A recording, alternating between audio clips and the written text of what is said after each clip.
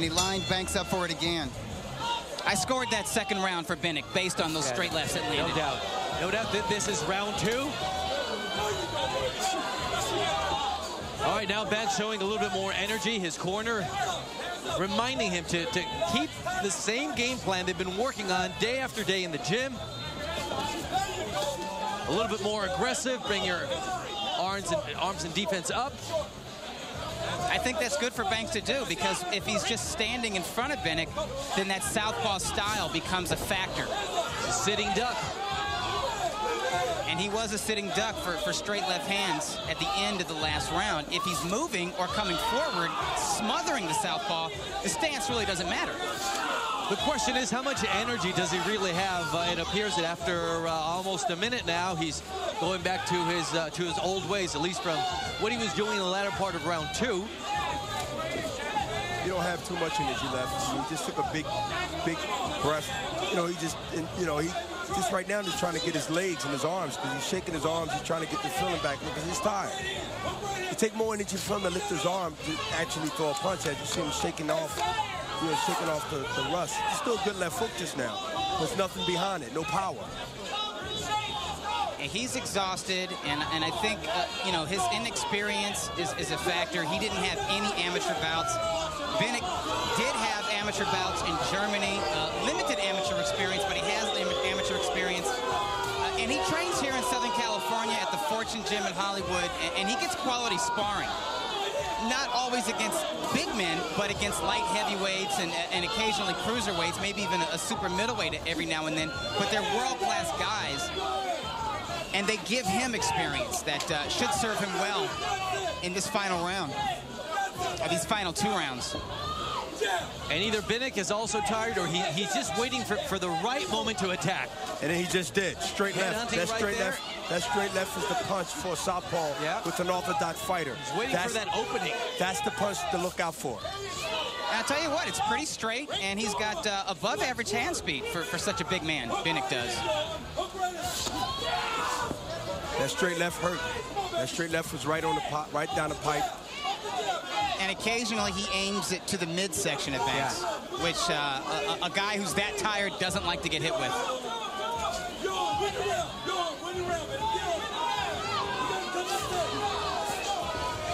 Another solid left by Binek.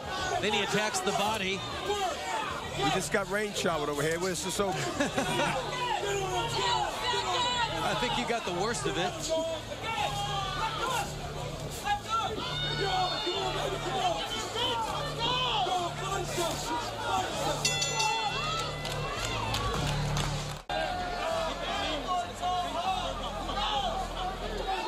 All right, we're back.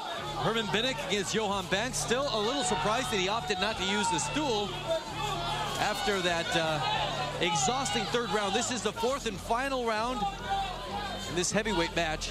Maybe if he sat down, he wouldn't get back up, so he decided to stay standing.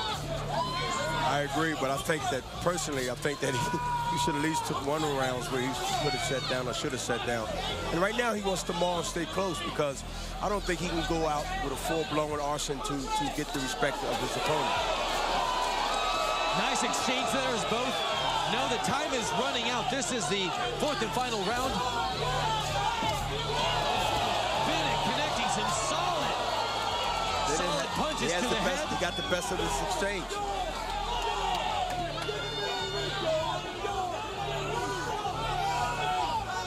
This is what the fans and this crowd here like to see from big men. They like to see the clash of the Titans, 2 Goliaths just laying into each other. Doesn't have to be pretty. And let's give it to them. Both these guys are really fighting. They try to, one is tired tired than the other one, but they still trying to force their, will on each other. Binek continues to be the aggressor. He's backed up there by a nice left hook by Yohan Banks. Nice counter left hook. I think Binek should be getting off with his jab right now. When Banks drops his hands and just stands there or kind of leans back, it's a perfect opportunity for Binek to get off with that southpaw jab. I agree, because he don't want to fight, dog. He's trying to buy time. He's trying to get out of there. And right now, you know, this is the perfect time for him to put his pressure on. Right, they're both just standing there in front of each other. Posing, as yeah, Banks doesn't have a jab. Binek has showed us he does have a jab when he chooses to use it, and it's a southpaw jab at that. He should be consistent with it. I think it would ensure the fight for him. I didn't see a lot of body shots in this fight. I didn't, you know, they rarely went to the body. Either guy. They abandoned the body. Yeah, very limited number of body punches, mostly by Binek.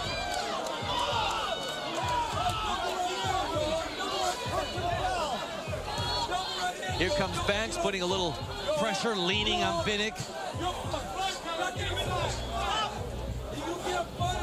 How would you like that guy leaning on you? That'll wear you down a little bit, huh? No, thank you. I'm just praying for the ropes to hold up.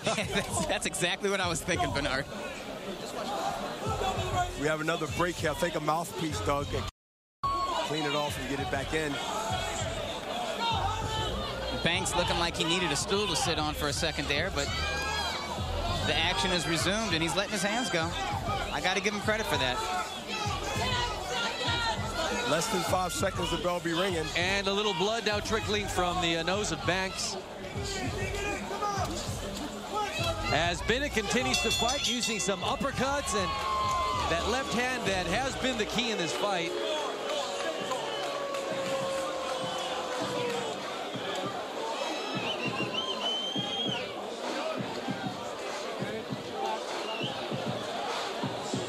All right, Doug, Banks unable to decipher that German left hand. Here's some of the action.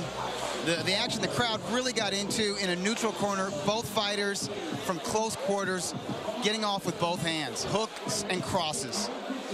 A lot of them were smothered, but some of them were nice, clean shots, like this left cross from Binek, right across the chops of Banks and to the body. There's that body shot you were looking for, Bernard. We didn't see too many of those, but if anyone attempted those, that was Binek. That's right. Appears to be the clear winner in this fight. I thought he won the fight. I also thought he won the fight, too. And, you know, it wasn't a bad fight. You know, we had a delay, and they heated up a little late, but it wound up being a, you know, wound up being an action fight.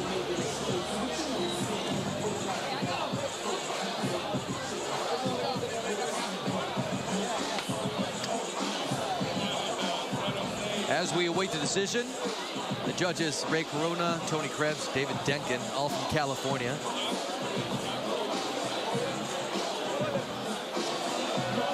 All right, the numbers have been added up. Amy Hayes is in the ring.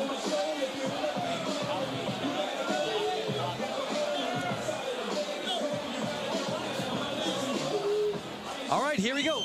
Let's see who won this fight. Amy Hayes has the official announcement. Ladies and gentlemen, here is the official scores of our judges. We have a unanimous decision. All three judges scored about the same, 39-37, in favor of your winner by unanimous decision, Herman, the German Binek.